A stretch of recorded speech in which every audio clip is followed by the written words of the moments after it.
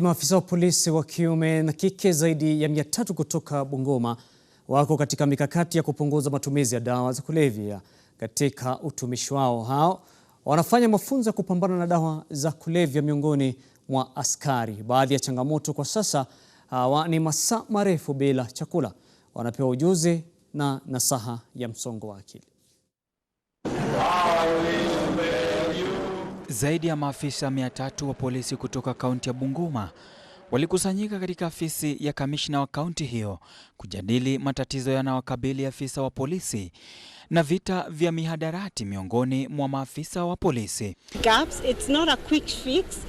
We need to identify the main issues from mental health issues, depression, anxiety, trauma, post-traumatic stress disorder, which is the PTSD. Where are the mental health resources? We need a budget. Here for another follow-up program on mental wellness. But today we are putting more focus on enhancing resilience in police officers or law enforcement.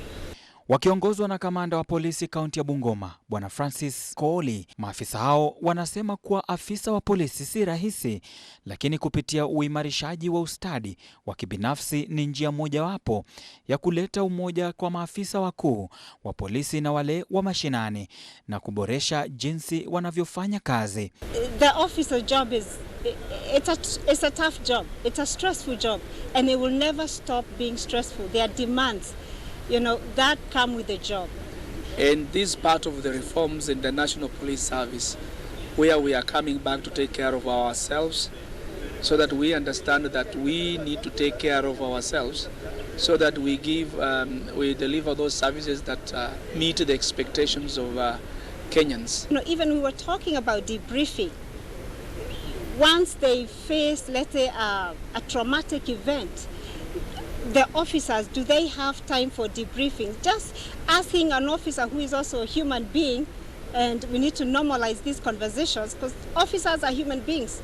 At the end of the day, they are our cousins, our nephews, our spouses, somebody's dad, somebody's mom.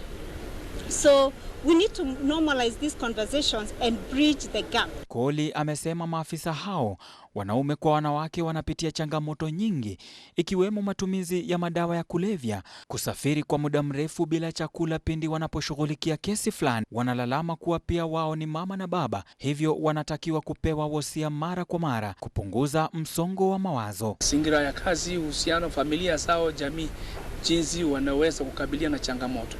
Lakini swala ibuka ni kwamba wao wanauliza maswali haya. Je, ni mikakati zipi sisi mnatuwekea ili kuweza kwamba mazingira yetu ya mtoto wa kike ambaye ni polisi yanaweza kuona kwamba imeshughulikiwa vilivyo? So there's so many things we can go on and on. We need to address trauma, we need to address depression, we need to address alcohol and substance use among the officers. What is happening that an officer is getting drunk? Maybe, the question is not about the punishing them or they're bad guys because they're not. What are the underlying issues? What is happening beneath that is driving them to become alcoholics or to use drugs or to go and, terrorize their own family members that they should be protecting and loving? Wanadai kuwa serikali imeweka mikakati ya kuhakikisha kuwa hakuna afisa wa polisi ambaye hatakuwa na changamoto ikiwa ana matatizo ya kitaaluma, ila kuwepo kwa mikakati ya kuhakikisha uboreshaji wa akili, kuzuia msongo wa mawazo.